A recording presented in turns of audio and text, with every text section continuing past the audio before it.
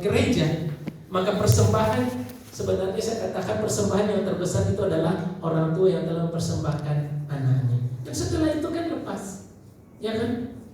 Keluarga tidak banyak menuntut terhadap seorang imam, ya. Ya pasti dalam arti ya sudahlah, sudah kan prinsipnya saya sudah mempersembahkan anak saya untuk Tuhan, ya.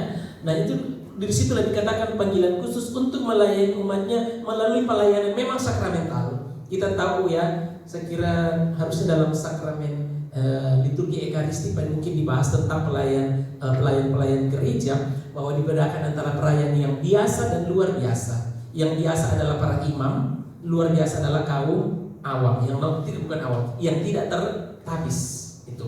Nah, imam selaku pelayan biasa dalam liturgi itu memang melaksanakan tugas pelayanan sakramen. Semua sakramen itu liturgi resmi gereja dilaksanakan oleh ini orang yang menerima sakramen imamat atau kaum tertabis, kecuali satu sakramen yang bisa dilaksanakan oleh siapa saja dalam keadaan darurat, yakni sakramen baptis, ya itu dalam keadaan darurat, ya itu.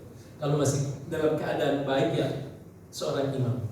Kemudian selain tugas sakramen itu juga pengajaran dan kepemimpinan atau tugas penggembalaan. Maka kita nanti lihat ada hierarki dalam penggembalaan itu sendiri. Ya, next.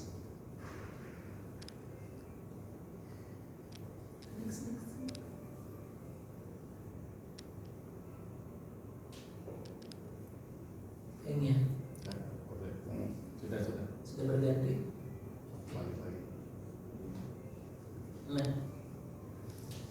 Nah, sakramen imamat memiliki makna yang mendalam dalam kehidupan gereja. Melalui sakramen ini seorang pria diangkat menjadi imam dan diberi tugas sucian untuk merayakan Ekarismi. Dan tujuan utama dari sakramen imamat adalah untuk mempersembahkan pelayanan yang kudus.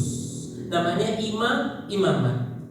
Kalau kita lihat nanti kita lihat bahwa 3 tugas Kristus itu, ya, Triminore Christi, 3 tugas utama Kristus itu adalah imam, nabi, dan raja. Nah, memang di sini adalah tugas imamat di sini. Maka memang tugas utamanya adalah ini. Tujuan utamanya adalah mempersembahkan pelayanan yang kudus. Ingat, imam dalam tradisi perjanjian lama sama. Ya, dari kaum Lewi, imam agung, ya, adalah tugasnya adalah mempersembahkan korban di bait Allah. Ya, dan itu memang orang. Nah, ini dipilih khusus. Tidak semua orang kan boleh menjadi imam dalam tradisi Yahudi. Hanya mereka yang keturunan Lewi. Tapi Yesus bukan keturunan Lewi. Dan disitulah kekasan menjadinya kekasan dari imam Yesus Kristus, imamat Yesus Kristus. Ya. Dan nanti dia membedakannya dengan imam yang ada dalam perjanjian lama, kita lihat. Itu menjadi dasar teologinya nanti. Ya. Jadi tugas utamanya adalah mempersembahkan pelayanan yang kudus dan setia kepada Tuhan. Tidak hanya tidak hanya imam mempersembahkan pelayanan kepada Tuhan, tetapi juga bagi umat. Ya. Dan inilah bagaimana, dan ini struktur imamat dalam gereja, ya, adalah mengikuti yang ada dalam diri Yesus Kristus, bukan imamat perjanjian lama.